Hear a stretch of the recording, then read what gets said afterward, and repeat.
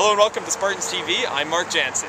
The number 1 ranked Trinity Western men's volleyball team will enter this weekend 6-0 in the Canada West campaign and 14-1 overall against CIS competition. But the one university team that has beaten them all year is in town this weekend in the 3-3 UBC Okanagan Heat. And while the Spartans certainly will be riding high as they average 14.04 kills per set, which is tops in the conference, they know the Heat will be one of their top competitions they face all fall.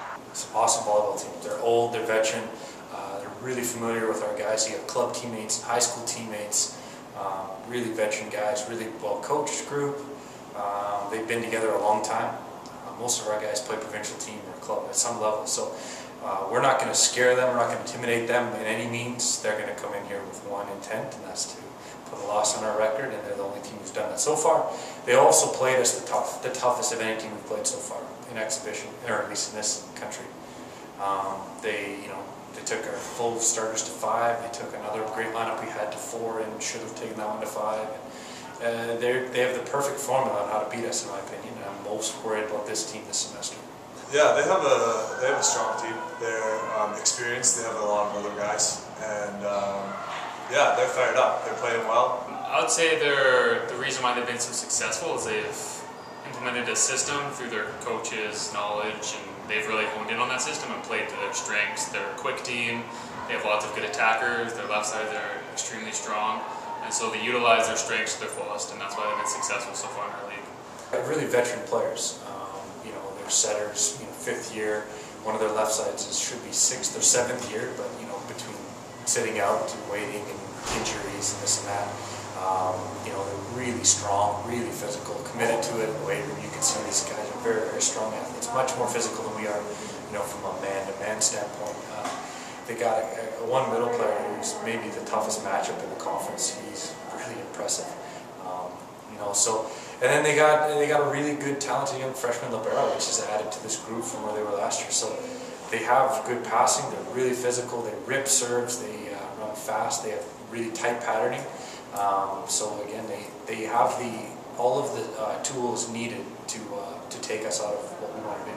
Yeah, they're playing really well right now. They had a really strong opening few weekends, which has really helped their momentum to even coming in the league, and I think they're feeling good. And as Rudy said, we've played each other a lot, so we know each other very well, and it's been an exciting weekend.